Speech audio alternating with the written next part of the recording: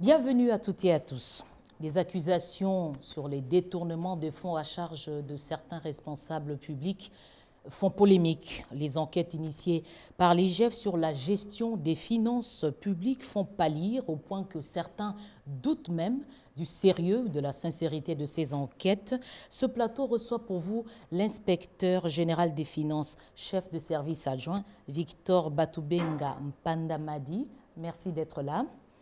Alors, pour commencer, nous avons appris il y a quelques heures encore que vous seriez l'objet des poursuites. Êtes-vous inquiété? D'abord, Françoise, merci pour avoir donné l'occasion à l'inspection générale des finances de rencontrer Françoise Bouela. En tout cas, chapeau bas pour cette opportunité. C'est un honneur. Bon, c'est vrai qu'il y a 2 jours, on a fait passer un audio de l'ancien inspecteur général des finances, chef de service. Ah, donc ce n'est pas vous? C'est pas moi, c'est une affaire d'il y a 2 ans. Il y a 2 ans, rappelez-vous qu'il y a eu le problème de la commission, de la décote de 15 millions de dollars qui avait été détourné, qui a créé beaucoup de problèmes. À cette occasion-là, l'inspection générale des finances, du fait qu'elle avait découvert le poteau rose, il avait heurté certaines sensibilités. Il y a eu des actions qui ont été menées contre l'inspection de l'inspecteur général chef de service. C'est du passé, je crois que... Donc l'affaire est classée? L'affaire, en tout cas, la justice avait été saisie. Oui. À partir du moment où l'inspection générale des finances transmet un dossier à la justice, elle en est dessaisie. Donc ce n'était pas moi, rassurez-vous. Ah, très bien, je ne suis pas inquiété. Le conseiller spécial du chef de l'État ne s'immisce pas dans les actions de l'inspection générale des finances pour l'empêcher d'accomplir sa mission. Très bien, monsieur Batoubenga. Alors, l'IGF décide de sortir de son profond sommeil pour foutre son nez dans plusieurs affaires. Comment vous expliquez ce réveil soudain de l'IGF qui existe depuis les années 80? Bon, je pense qu'il y a plusieurs facteurs qui peuvent expliquer cet état des choses. Il y a d'abord, premièrement, l'appui de l'autorité de l'État, du chef de l'État. Parce que si vous menez des actions et que vous n'avez pas l'appui de l'autorité suprême de l'État, sachez en tout cas que votre action n'ira pas loin. Et le chef de l'État... Cela voudrait dire, sans vous couper, qu'avant, vous n'aviez pas cet appui. C'est-à-dire que si vous n'avez pas cet appui, vous pouvez faire des rapports. Les rapports restent dans les tiroirs. Ce n'est pas que l'inspection générale des finances ne travaille pas. Il y a eu beaucoup de rapports que l'inspection générale des finances a élaborés. Mais en tout cas, si vous n'avez pas l'appui de l'autorité, vous faites le rapport, il reste dans les tiroirs. Mais lorsque vous avez un chef de l'État qui vous dit « faites le travail conformément aux lois et règlements de la République et allez jusqu'au bout », à partir de ce moment-là, soyez-en assurés, l'inspection générale donne des résultats. Donc c'est un élément important. C'est un élément important. Le deuxième élément important, c'est en fait les moyens. Le chef de l'État, le président Félix-Antoine Tshisekedi, a réalisant en fait qu'il n'y a pas de contrôle efficace sans moyens, a par une ordonnance signée en septembre de l'année passée, autorisé que l'inspection générale des finances puisse bénéficier d'une rétrocession au même titre que les régies financières. Alors, bénéficiant d'une rétrocession, en ce qui concerne d'une rétrocession, il n'y a pas un seul coin de la République où l'inspection générale ne peut pas se rendre. À l'époque, on pouvait se dire, nous ne pouvons pas effectuer cette mission-là parce que nous n'avons pas de moyens. Aujourd'hui, ce prétexte-là nous a été enlevé. Si on vous dit, allez à Bukangalonzo, vous y allez. Allez à Aru, vous y allez. Allez à Bunia, vous y allez, parce que les moyens ont été disponibilisés. Les moyens sont disponibles, vous avez l'appui du président de la République. Ouais. Vous êtes un service qui dépend directement de la présidence. Du président de la République. Du président de la République. Donc, vous ne savez pas contrôler le président, la gestion de la présidence. Bon, d'abord, l'inspection générale des finances a une compétence de contrôle des biens et des finances publiques. Elle contrôle les opérations financières de l'État. je dois vous dire que le chef de l'État ne pose aucune opération financière. Quand vous prenez les opérations financières en recettes comme en dépenses, le chef de l'État ne pose aucune opération, ne pose aucun acte en rapport avec les recettes et les dépenses de l'État. Mais au niveau de la présidence de la République, voilà, il y a un gestionnaire de crédit. Il y a une personne qui pose des actes en rapport avec les opérations des dépenses de l'État.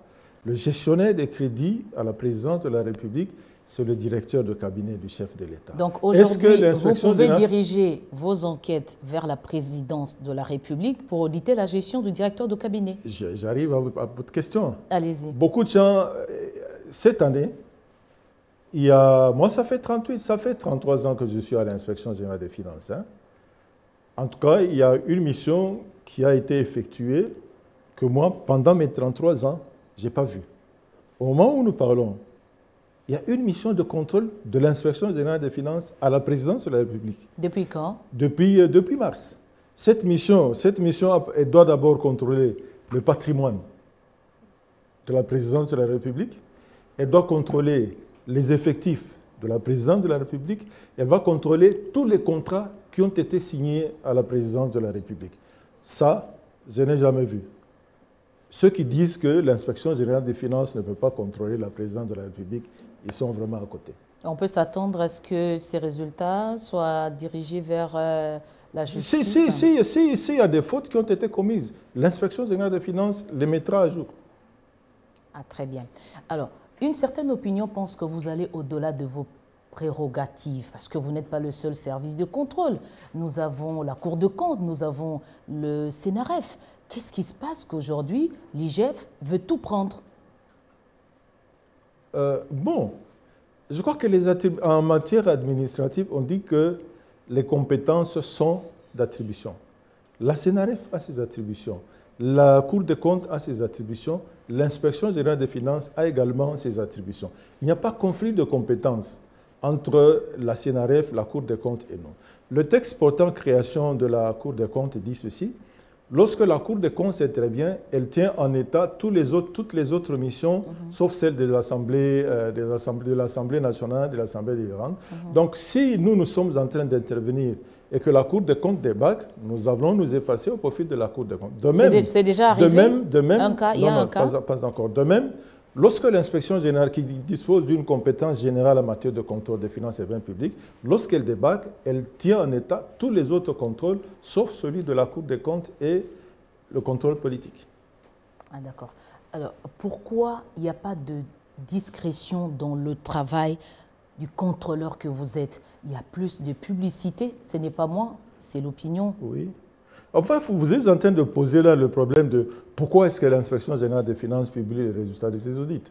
C'est en fait ça. Puisque vous n'êtes pas la justice justice doit prendre le relais, mais déjà à votre niveau, il y a plus de publicité. Ce serait une sorte de pression, des chantages aux personnes incriminées. Vous êtes en train de vous demander, est-ce que l'inspection générale des finances, en publiant les résultats de ses contrôles, ne heurte pas certaines dispositions légales? Exactement, c'est ce que vous voulez, c'est ce que vous faites. Avant 2005, les nations combattaient la corruption de manière dispersée. Mais en 2005, il y a eu ce qu'on appelle la Convention des Nations Unies contre la corruption. En 2005, la Convention des Nations Unies contre la corruption, et cette convention, la RDC l'a ratifiée en juillet 2006. Qu'est-ce que cette convention impose comme obligation aux différents États? En son article 6, cette convention impose aux différents États de mettre en place des structures de lutte contre la corruption. La RDC l'a fait. Vous avez l'agence pour la prévention et la lutte contre la corruption, vous avez la CNRF, vous avez l'IGF, ainsi de suite. Et l'article 10 de la Convention des Nations Unies contre la corruption, elle dit ceci: les États doivent prendre des dispositions pour que l'administration publique soit transparente, aussi bien en ce qui concerne son organisation, son fonctionnement et ses décisions. Et elle dit, parmi les actions qui doivent être entreprises pour que la transparence soit de mise en ce qui concerne l'administration publique, il y a la publication des informations concernant la corruption. Mais ce n'est pas dans les attributions de l'IGF. Vous faites recours à d'autres textes. Nous sommes en train de ce que les Nations Unies demandent aux différentes nations de faire. Donc il faut publier les résultats, les informations en ce qui concerne la corruption. Et lorsque vous allez dans l'article 13 de cette convention, elle dit ceci. Il faut que les États prennent des dispositions pour que les personnes et les groupes qui ne font pas partie de l'administration publique puissent contribuer à la lutte contre la corruption et à sa prévention. Et elle dit, parmi les actions qui doivent être entreprises pour que finalement la société civile, les ONG et toutes les autres communautés puissent contribuer à la lutte contre la corruption, il faut d'abord, premièrement, garantir l'accès effectif. Garantir l'accès effectif aux informations qui concernent la corruption.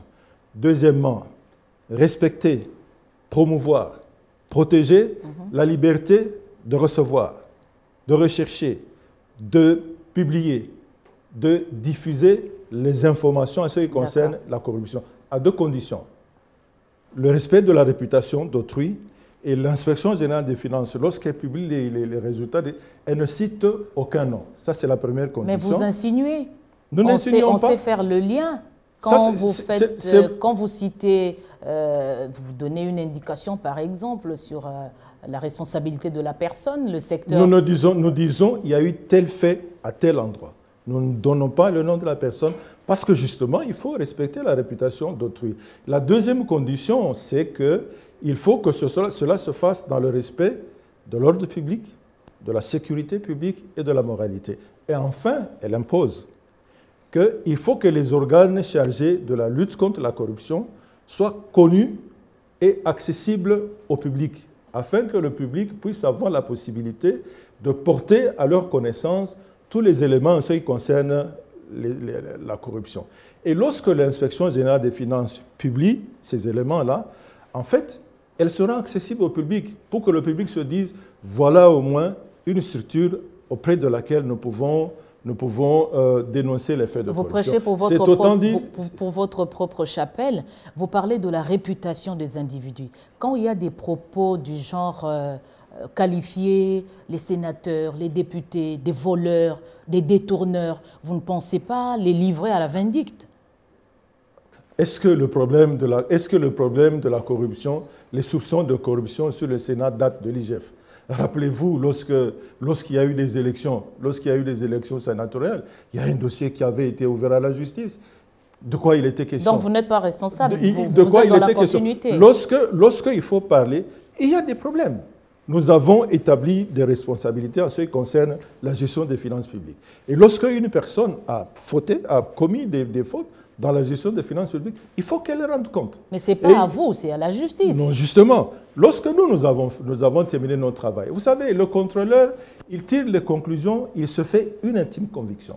Les inspecteurs des finances sont des officiers de police judiciaire. À travers l'exploitation de toutes les données auxquelles ils ont eu accès, ils tirent des conclusions, ils en font leur intime conviction qu'ils transmettent à l'officier du ministère public, le magistrat. Le magistrat, lui, c'est à lui maintenant d'établir. Est-ce que c'est nous qui sommes dans le bon ou ce sont les autres qui ne sont pas dans le bon? Il peut dire, OK, Inspection générale des finances, en tant qu'OPJ, moi je pense que vous êtes allé dans tel sens, vous devez plutôt aller dans tel autre.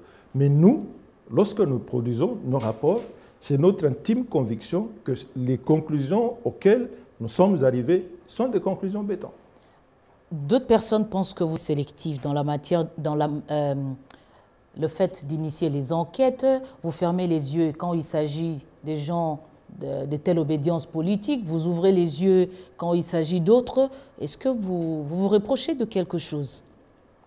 Oh, ce n'est un secret pour personne. Le premier dossier qui avait été porté à la place publique par l'inspection générale des finances, c'est quel dossier? C'est la gestion des fonds Covid. Et qui était ministre de la Santé à l'époque? C'était un ministre de l'UDPS.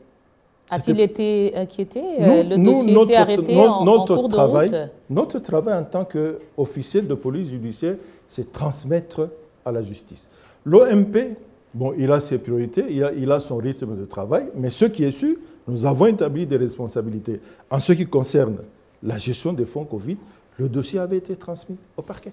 Donc, s'il faut faire un petit commentaire, vous avez quand même un arrière-goût pour ce dossier, parce que vous avez réalisé qu'il y aurait des soupçons de détournement, et puis la justice a fermé les yeux, même si ce n'est pas vous, mais du côté de la justice. La Bible dit, je crois que c'est dans Proverbe 14:34, la justice élève une nation. Donc vous avez des regrets? La justice élève une nation. Pour peu que je me souvienne, moi je suis chrétien, le 23 juin 2019, le chef de l'État a consacré la RDC à l'Éternel des armées. Il a consacré la République démocratique du Congo à l'Éternel des armées.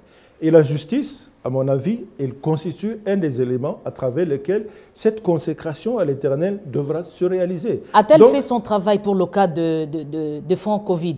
Jusque-là, le dossier, bon, le MP ne l'a pas encore instruit. Nous espérons tout simplement qu'il sera fait. Parce que ce sont des éléments qui sont de nature à décourager. La preuve, c'est que vous êtes en train de nous dire, bon, ceux qui ont été condamnés, ils sont d'une certaine obédience. On a l'impression que nous, lorsque nous réalisons notre programme d'action, nous avons une sélection. Nous, que vous soyez de la majorité présidentielle, que vous soyez de la société civile ou que vous soyez de l'opposition, si vous avez posé des actes en ce qui concerne les opérations financières de l'État, nous vous contrôlons. Et s'il y a des responsabilités à établir à votre endroit, nous les établissons. Donc, la justice, par moment, ne vous aide pas à bien faire votre travail. Il faut avouer que c'est un élément de découragement. Lorsque vous faites votre travail, vous transmettez le dossier à la justice et que de l'autre côté, on commence à tirer sur vous en train de dire vous êtes sélectif dans votre travail, quelque part, c'est démotivant. Moi, j'espère seulement que la justice, à qui le dossier a été transmis, vont tout mettre en œuvre pour élever la nation. Parce qu'en fait, la justice, elle doit s'appliquer à tous. La justice s'applique à tous. L'ancien Premier ministre Matata Ponyo, qui, de son propre gré, a sollicité de l'IGF d'enquêter sur la gestion, aujourd'hui, apparemment, les choses ne se sont pas bien passées à son sujet parce qu'il se plaint que l'accès à certaines données, notamment le rapport de l'enquête qu'il a sollicité, ce rapport ne lui a jamais été remis. Je crois qu'il faut d'abord situer les choses dans leur contexte. Dans son discours du 30 juin 2020, le chef de l'État, lorsqu'il citait des projets dans lesquels les fonds ont été dilapidés, il avait fait allusion au projet Bukangalozo. Le Premier ministre Ilunga Kamba, je crois qu'il est allé inaugurer, je crois, des travaux de cantonnage dans le Bandundu, et au retour, il est passé par Bukangalozo. Et à l'issue de son voyage, on a fait passer à la télévision les images de ce qu'est Bukangalozo. C'est ce qui vous a alerté. Ça a créé, il n'y a personne qui pouvait dire que c'est normal. Ça a créé un tollé, ce que les gens ont vu de Bukangalozo.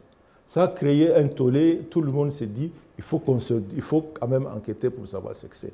Après que le Premier ministre soit passé, ok, il y a eu l'ancien Premier ministre qui a écrit à l'Inspection générale des finances pour auditer. Lorsque nous faisons notre travail, il y a des étapes. La première chose que nous demandons, nous collectons les données en rapport avec la mission qui est donnée. Nous collectons le plus d'informations, le plus de données possible. Lorsque les données sont mises à la disposition de l'Inspection générale des finances, on fait des tests, on les examine. En ce qui concerne Bukangalozo, qu'est-ce qui a été débloqué, qu'est-ce qu'on en a fait, en fait. Après cette analyse, on fait des observations, on relève les irrégularités. Et ces irrégularités, on les communique à chacun selon son engagement, selon sa responsabilité dans le projet. C'est ce qui fut fait. Ce qui fait qu'à tous ceux qui ont été cités dans le rapport de Bukangalozo, l'Inspection générale des finances avait transmis les irrégularités qui ont été retenues à leur endroit. Et l'Inspection générale des finances a accordé un délai, dit « Ok, nous vous les adressons, répondez-nous par écrit. » Parce qu'en fait, ces irrégularités sont communiquées par écrit. On nous répond par écrit. Une fois que nous avons reçu les réponses, pour nous assurer que et la personne contrôlée et l'inspection générale des finances, nous avons la même compréhension, aussi bien des irrégularités qui ont été relevées que des réponses qui ont été fournies, nous organisons un débat contradictoire, au cours duquel... Toutes les parties, au cours duquel nous disons, nous vous avions retenu, vous avez retenu ceci, qu'est-ce que vous en dites? Et puis, l'inspection générale des finances donne son avis. Après ce débat contradictoire, c'est le contrôleur qui tire les conclusions. Il ne faut pas s'attendre à ce que le contrôlé et le contrôleur puissent avoir le même point de vue. Après le débat contradictoire, sur base des réponses, le contrôleur que nous sommes se fait une intime conviction et établit les responsabilités. Et là, nous avons ce que nous appelons les observations définitives qui alors sont transmises à la justice. Pour le cas de Boukangalonzo que vous évoquez, on en est où aujourd'hui? Le dossier a été transmis à la justice. Je crois que vous avez suivi, le procureur général avait demandé au Sénat pour la levée de certaines immunités. À partir du moment où le dossier est transmis à la justice, l'inspection générale des finances en est dessaisie. Oui, mais pour citer l'intéressé Matata Pogno dit que vous ne lui avez pas remis le rapport qu'il a demandé, il lui avait été remis la partie le concernant. Parce que tout à l'heure, nous avons parlé de la réputation d'autrui. Oui. Imaginez un peu que je vous dise, Françoise, ok, je retiens à votre charge ceci, en même temps je vous dis, je retiens à la charge de Christian ceci. Est-ce que c'est correct? Il faut respecter la réputation d'autrui. À chacun, nous avons remis les éléments le concernant. Si au niveau de la justice, dans les confrontations ou moi je ne sais pas quoi, la justice décide de porter à la connaissance de chacun d'eux, bon, ça, ce sont les techniques des magistrats. Mais nous tenons quand même à la réputation de chacun et il ne nous appartient pas, de peur de tomber dans la médisance, de communiquer aux autres les faits qui concernent des personnes autres que celles qui sont concernées. Le petit jeu, c'est les positions prises par l'IGF par moment, les déclarations que vous faites alors que la justice n'est pas encore saisie. Vous ne craignez pas orienter les décisions des justices. Mais les exemples sont légions, je ne vais pas les énumérer, mais vous savez l'influence que vous avez sur les dossiers que vous traitez qui concernent des personnes qui ont quand même assumé des responsabilités dans ce pays. Je répète ce que j'ai dit, l'IGF ne cite pas de nom. En ce qui concerne, vous savez, l'officier de police judiciaire se fait une intime conviction. Il dit, compte tenu de ceci, moi je pense qu'il y a eu ça. C'est son intime conviction. Est-ce que l'officier du ministère public va être influencé par les conclusions de l'OPJ? Il peut ne pas. Et l'opinion aussi juge. C'est ça. Il y a le jugement de l'opinion au-delà de la justice. L'opinion... Si vous regardez ici, il y a eu des millions de dollars qui ont été versés dans Boukangalonzo. Vous pensez que l'opinion ne va pas se demander qu'est-ce qu'on a fait de l'argent, qu'est-ce qu'on a fait de l'argent Il faut que l'opinion sache ce qu'on en a fait. Là, c'est le travail de la justice. Là, nous avons estimé que les 285 millions ont été débloqués, seulement 80 millions ont été affectés au projet. Nous avons dit, les 200 autres, voici les personnes qui ont été impliquées. À la justice, maintenant, d'établir les responsabilités. Si je peux citer Saint-Augustin, Saint-Augustin a dit, celui qui partage mes doutes cherche avec moi. S'il me trouve dans le bon, qu'il me suive. S'il me trouve dans l'erreur, qu'il m'en sorte. Nous avons fait notre travail, nous avons établi les responsabilités. Si la justice qui partage le doute avec nous cherche et elle estime que nous sommes dans le bon, elle va établir les responsabilités. Si elle estime que nous ne sommes pas dans le bon, elle va dire que nous sommes à côté. Je reviens sur l'affaire qui a fait grand bruit aussi, c'est des cartes Visa connectées au Trésor sur les listes qui sont publiées sur les réseaux sociaux. Est-ce que c'est vous qui passez sur les réseaux sociaux? Bon, il faut demander à ceux qui publient les... Nous avons posé le problème. Nous avons constaté, lorsque nous avons fait le contrôle de gestion de la Banque centrale, nous avons constaté qu'il était imputé au Trésor public certaines dépenses sur des cartes Visa. Il fallait qu'on se demande, finalement, quelles sont les personnes qui détiennent ces cartes. Nous avons demandé aux banques commerciales de nous dire ce qu'il en est. Et c'est avéré qu'il y a beaucoup de personnes qui détenaient des cartes de Visa. C'est vrai que les cartes de Visa étaient tirées sur le compte de la Banque centrale, mais Mais une fois que après que la Banque centrale a été débitée, les imputés au compte général du Trésor. Donc, qu'on passe par le compte de la Banque centrale pour aller au compte général, c'est tout simplement des mécanismes. C'est des dépenses à charge du Trésor public.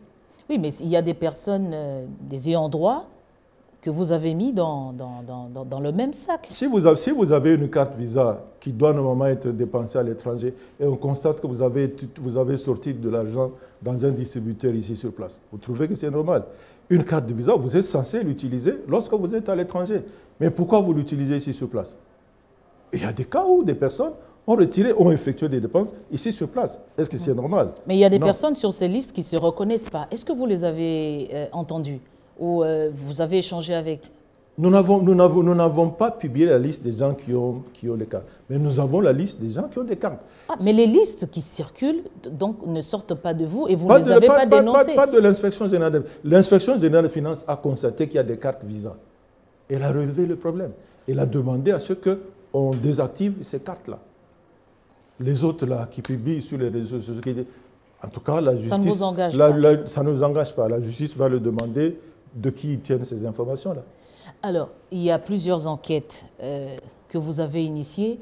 Est-ce qu'aujourd'hui, on peut avoir une idée chiffrée sur ce que toutes ces enquêtes ont permis au Trésor public de récupérer? Vous savez... Sinon, c'est des annonces. Commençons d'abord l'année passée. Généralement, le mois d'avril, d'ailleurs, vous avez vu, le mois d'avril, la DGI a fait, je crois, plus de 1000 milliards. Généralement, au mois d'avril, qui coïncide avec l'échéance de paiement de l'impôt sur les bénéfices, les recettes sont toujours très élevées. 2020, le chef de l'État a constaté qu'il y a une contre-performance en avril 2020. Il a demandé à l'inspection, expliquez-moi pourquoi est-ce qu'à fin avril 2020, il y a eu cette contre-performance. L'IGF s'est attelé à l'action. Qu'est-ce que l'IGF a relevé? Elle a constaté d'abord qu'il y avait des autorisations de compensation. C'est-à-dire qu'il y avait des crédits TVA qui devaient être compensés avec les recettes qui devaient venir. L'IGF a constaté qu'il y a eu des exagérations en ce qui concerne les exonérations. Donc, les recettes ont été plombées essentiellement par les autorisations de compensation et par les exonérations. Vous avez suivi. On a annulé, on a interdit les compensations, on a réglementé les exonérations. Quelle est la conséquence? Ça veut dire que tous ceux qui ne devaient pas payer, qui devaient recourir aux compensations, doivent maintenant payer. Tous ceux qui bénéficiaient des exonérations irrégulières doivent maintenant payer. Et donc, les manques à gagner, on peut récupérer ou vous fermez les yeux? Nous allons établir des responsabilités. Nous allons établir des responsabilités, nous allons poursuivre. Ça veut dire qu'en 2021, le poids des exonérations, le poids des compensations a été endigué. Conséquence, les recettes augmentent. Nous avons pris l'option, parce qu'en fait, le chef de l'État a fait de la mobilisation des recettes son cheval de bataille, le Premier ministre également, Sama Lukonde. Nous avons pris l'option d'encadrer les régies. Ce qui fait que depuis l'année passée, nous avons des inspecteurs des finances au niveau de la DGI, de la DGRA. Ces régies ont toujours souffert de problèmes d'encadrement ou c'est une trouvaille? Non, ce n'est pas une trouvaille, c'est tout simplement... Vous savez, la crainte du policier est le commencement de la sagesse. Parce qu'on se dit, avec la présence de l'IGF, la probabilité de triche est faible. C'est tout simplement ça. Et effectivement, de temps à autre, nous vérifions. Toi, tu as posé tes là, comment tu expliques ça? Donc, nous nous sommes dit, il ne faut pas seulement faire le contrôle a posteriori, il faut aussi faire le contrôle concomitant pour que finalement l'impact soit là. C'est la même chose en ce qui concerne les entreprises publiques et les entreprises et établissements publics. À quoi ça sert pour nous de venir constater que, non, là, il y a eu irrégularité, on a détourné de l'argent? C'est une chose. Qu'est-ce qui est mieux? Quand on détourne cet argent, excusez, on détourne, vous constatez qu'il y a des détournements, le mieux serait de faire une traçabilité, de récupérer l'argent, de l'affecter à autre chose ou d'envoyer les gens en prison et puis l'argent, on ne le retrouvera jamais. Vous savez, parmi les peines qui sont prévues en justice, il y a la peine de confiscation des biens. Lorsqu'on établit les responsabilités et que vous êtes condamné, les juges ont la possibilité de prononcer une peine supplémentaire, la confiscation des biens. Donc la récupération de ces fonds, se fera par le biais de la confiscation des biens au cas où il y aurait condamnation. C'est ainsi que nous nous sommes dit, ça ne sert à rien seulement de constater les détournements ex post. Il faut maintenant aussi agir en amont. C'est ainsi que nous avons posté les inspecteurs, la fameuse patrouille financière, pour que finalement ils puissent apprécier toutes les dépenses qui sont faites avant qu'elles ne soient faites. Et la conséquence, c'est que dans beaucoup d'entreprises et d'établissements publics, la trésorerie s'est significativement améliorée. On aura le temps de vérifier. Est-ce que vos hommes sont suffisamment aguerris pour accomplir leur travail? Vous avez dit que vous êtes à l'abri de moyens, vous pouvez vous déplacer, mais l'éthique, la moralité des inspecteurs, ça a toujours posé problème. C'est notre cheval de bataille. Nous, le chef de service et moi, nous ne cessons de sensibiliser les inspecteurs des finances à ce sujet. En tout cas, vous fautez. Nous ouvrons une action disciplinaire et vous êtes sanctionnés. C'est tout simple. C'est déjà arrivé depuis que vous êtes là? Il y a des cas. Il y a des cas où on a sanctionné. Mais qui vous contrôle, vous? Parce que vous voulez contrôler les autres. Contrôler la gestion des finances. La gestion, les interférences politiques. La Cour des comptes peut contrôler l'inspection générale des finances. Ce n'est pas encore arrivé? Je crois que l'année passée, si je ne me trompe pas, la Cour des comptes était passée. Vous étiez clean. Nous ne sommes pas des électrons libres. L'inspection générale des finances ne constitue pas un électron libre. La redevabilité, nous n'allons pas seulement l'exiger des autres et pas nous. Nous rendons compte, la comptabilité, elle est tenue. Qu'est-ce qu'on peut attendre de l'IGF pour finalement régler ce problème de détournement, tout ce qu'on est en train de dire sur le fonds public? Sincèrement, quand vous avez réfléchi, qu'est-ce qu'il faut, quel traitement il faut à notre pays qui vit dans la corruption, comme vous l'avez défini? Il y a deux piliers sur lesquels on doit mettre l'accent. Il y a le pilier policier, le contrôle que nous sommes en train de faire, le que nous faisons pour établir les responsabilités.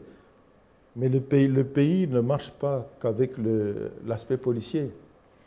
Il y a l'aspect organisation du contrôle. Parmi les missions de l'inspection générale des finances, il y a l'organisation du contrôle. Nous avons une brigade d'audit. Ça veut dire quoi? Ça veut dire que nous devons aller maintenant partout. Aujourd'hui, on parle de la gestion axée sur la gestion basée sur les risques. Nous allons partout. Quels sont les objectifs qui sont assignés à telle structure? Quelles sont les activités qui sont menées? Quels sont les risques qui peuvent empêcher cette structure d'atteindre ces objectifs? Et quels sont les moyens, les contrôles qui doivent être mis en place pour que finalement les objectifs soient atteints? Donc il y a le volet cartographie des risques, rationalisation des méthodes de travail que l'inspection générale des finances est en train de faire. Donc nous allons avec le volet contrôle, l'aspect policier, mais en même temps l'aspect conseil. C'est avec les deux qu'on va aller. Parce qu'en matière de fraude, oui, il y a ce qu'on appelle le triangle de la fraude. Le triangle de la fraude, il a 3 sommets. Le premier sommet, c'est la pression. Tout le monde a besoin d'argent parce que peut-être on est sous-payé, on a la pression que les gens subissent pour chercher de l'argent. Ça, c'est le premier. Le deuxième sommet du triangle, c'est l'opportunité. C'est-à-dire que la personne regarde maintenant dans les contrôles où est-ce qu'il y a une faiblesse. Dès qu'il trouve une faiblesse, il en profite pour se faire de l'argent. Et le troisième sommet, c'est la rationalisation. C'est-à-dire qu'on arrive à une situation telle que la personne qui a trouvé cette opportunité trouve que c'est normal de l'avoir fait. Alors, l'action de l'inspection générale des finances, c'est au niveau de la réduction autant que possible des opportunités, que les personnes ne trouvent pas des failles dans le système afin de pouvoir détourner de l'argent. Vous êtes en train de faire le contrôle des finances publiques à travers tout le pays, dans tous les services.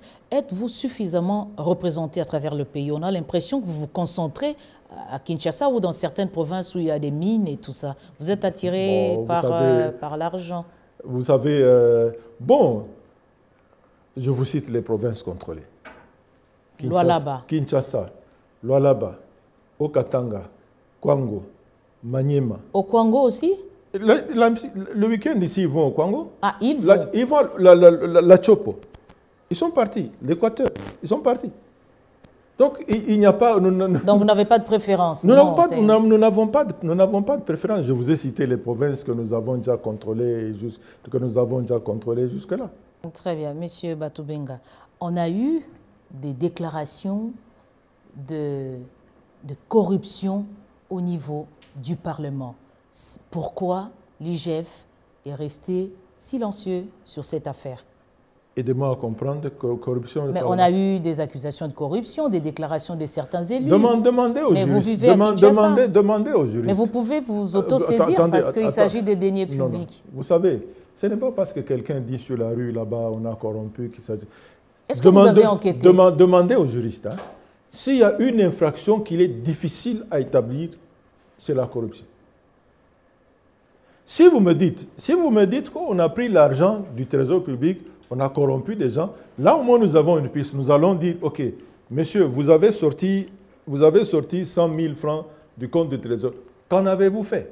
Mais quelqu'un qui dit tout simplement comme ça qu'il y a eu corruption. Mais vous pouvez quand même essayer d'enquêter pour voir la véracité. Si c'est juste des rumeurs, vous abandonnez. Non, mais des responsables, que des responsables évoquent des sommes d'argent pour passer d'un vote à un autre, ça ne vous intéresse pas? C'est ce que les gens pensent. Vous savez que l'Inspection générale des finances a contrôlé les finances de l'Assemblée nationale et du Sénat. Qu'est-ce que ça a donné? Vous le savez. Nous sommes en cours. Nous avons adressé des feuilles d'observation aux différentes... L'Inspection générale... Pour quel fait, par exemple? Vous les contrôlez au sujet de... Nous contrôlons les fonds qui ont été mis à la disposition. Monsieur le comptable public, vous avez reçu autant d'argent. Qu'en avez-vous fait? Monsieur le questeur, autant d'argent sont entrés dans le compte. Qu'en avez-vous fait? C'est ça que l'Inspection générale des finances est allée faire au Parlement. Donc, nous ne l'avons pas fait parce qu'on a dit qu'il y a eu corruption ou pas, mais nous nous sommes dit, allez contrôler les finances, les fonds qui ont été mis à la disposition de l'Assemblée nationale et du Sénat. L'Inspection générale des finances est là-dessus. Nous n'y sommes pas allés parce qu'on a crié à gauche, à droite qu'il y avait corruption. Monsieur Batoubenga, merci pour ces précisions. Alors, pour terminer, est-ce que vous vous sentez en danger avec ce travail que vous faites?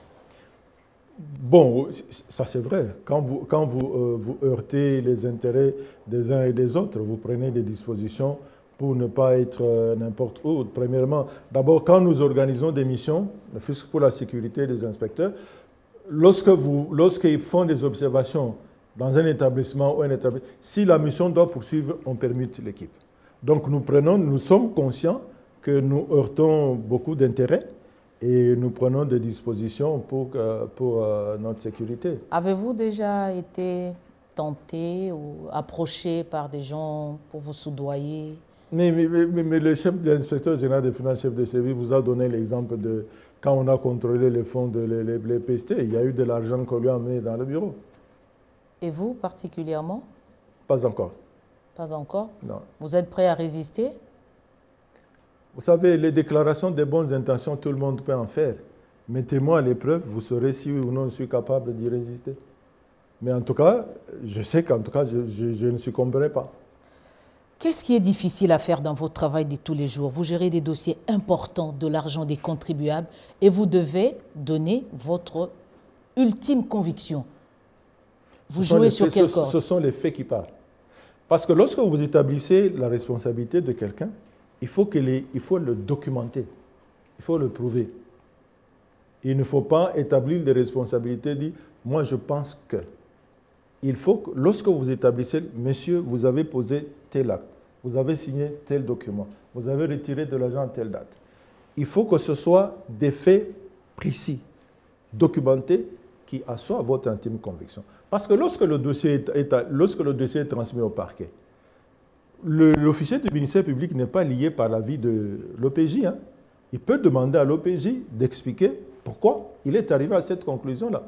Et il faut prendre des dispositions pour que les conclusions auxquelles on arrive, et tous les inspecteurs le savent, soient des conclusions béton, qui soient difficilement ébranlable. Si vous vous êtes trompé au sujet d'un responsable, qu'est-ce que vous faites? Lorsqu'on fait des observations, lorsque la réponse est convaincante, on la laisse tomber. C'est fréquent dans l'émission. Vous pouvez donner un exemple? C'est fréquent que je donne... Oui, d'une affaire qu'on a vite classée parce que les GF s'est Non, trompé. on ne peut pas dire, non, se tromper complètement sur une affaire, non. Lorsqu'on formule des observations, les observations qu'on retient sont des observations définitives. Mais dans l'ensemble des observations, il est arrivé plusieurs fois. Vous avez donné tel élément et puis il a apporté des justificatifs. D'éléments, il y a eu... lorsque vous retirez de l'argent pour approvisionner en banque pour la caisse, il faut qu'en banque, on trouve les traces et en caisse, on trouve. Il y a eu des cas où on a dit non, monsieur, on ne retrouve pas les traces en livre de caisse. Le monsieur a produit des éléments qui ont montré qu'effectivement, l'argent est entré en caisse. On a laissé tomber l'observation. Quels sont vos rapports avec la justice? Nous sommes des officiers de police judiciaire, ça veut dire des auxiliaires de la justice. Nous dépendons de l'officier du ministère public. Nous sommes des auxiliaires de justice. En tant qu'inspecteur des finances, on est des officiers de police judiciaire à compétence spéciale. Donc, nous obéissons à l'officier du ministère public, celui qui nous instruit. Et lorsque lui nous instruit, nous obéissons. Ce n'est pas à vous de procéder aux arrestations. Non, l'inspection générale des finances peut faire arrêter. Mais ce n'est pas l'inspection générale qui arrête. Lorsque nous allons en mission, nous constatons qu'il y a risque que le monsieur puisse disparaître dans la nature. On le fait arrêter. Lorsque les intérêts du Trésor sont en péril, ce n'est pas nous qui... On demande à la justice de pouvoir le faire. Qu'est-ce que ça vous fait, pour terminer, que quelqu'un sur qui vous menez des enquêtes se met à vous mettre en accusation ou est en train de faire des déclarations, vous répondre à travers les médias? Vous aussi, vous livrez la guerre à travers les médias. C'est ce qu'on vit maintenant. Bon, si ces personnes-là ne réagissent pas qui surprendraient. Comme je l'ai dit, nous ne citons pas personne. Nous ne citons personne. Vérifiez bien tous les rapports qui ont été rendus publics. Il n'y a pas un seul nom qui a été... Mais si quelqu'un s'en prend à un individu, ça passe. Mais si on s'en prend à l'inspection générale des finances en tant que service, là, c'est tout à fait normal qu'on reste. Parce qu'il en va de la réputation de l'inspection générale. Qu'on puisse me critiquer, moi, en tant qu'individu, ça passe, je laisse passer. Mais si on s'en prend à l'inspection générale en tant que service, là, il est de notre devoir de réagir. Merci, Monsieur Victor Batoubenga Pandamadi. C'est bien cela, inspecteur général des finances, chef de service adjoint. C'était un honneur de vous avoir sur ce plateau. À vous qui nous avez suivis, merci de votre fidèle attention. À très vite pour un nouveau numéro.